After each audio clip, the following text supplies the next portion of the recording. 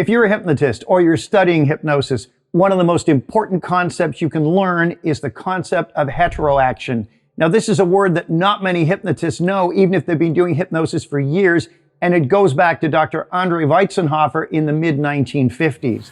The concept of heteroaction comes from two different words, hetero meaning other, and action meaning action, no surprise there. But how is this actually applied in hypnosis? The concept of heteroaction basically states that anytime your subject fulfills a suggestion to any degree, it will now make it more likely that they will fulfill a totally different suggestion. So let's say you get the person to yawn or something, and they yawn. That will now cause heteroaction if you jump in pretty quickly and give them a totally different suggestion.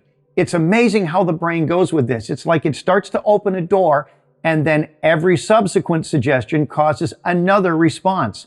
I used to do this with stage hypnosis shows. Tell people they felt itchy, they start scratching, and then I'd tell them it was really hot, and the heat thing was harder to get than the itchy thing, but all of a sudden they'd be feeling really hot, and then I'd say, now it's freezing cold, you're in the Arctic. Because of heteroaction, now the freezing cold will work.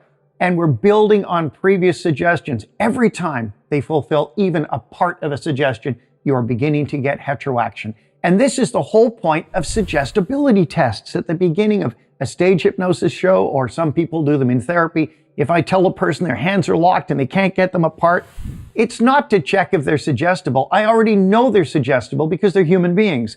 I have to just find the circumstances they're suggestible later on. But what I'm really doing is when their hands stick and they can't get them apart, we start to trigger heteroaction. And then I tell them their fingers are magnetic and they move together. And we're moving into heteroaction more and more. And then when the induction rolls around, it's simply sit there, put your feet flat on the floor, eyes closed now, and sleep. Or it could be as simple as that. The person will go into trance. So remember, suggestibility tests are entirely to create heteroaction. They start the ball rolling, they start momentum. In fact, you can cause hypnosis just with heteroaction. Little suggestions, bigger suggestions, more suggestions, and by doing this, the person will cascade right into a hypnotic trance. Realize that this is happening all the time with your subject, and take advantage of the fact that if they follow a suggestion, they are far more likely to follow another one, even if it is completely different.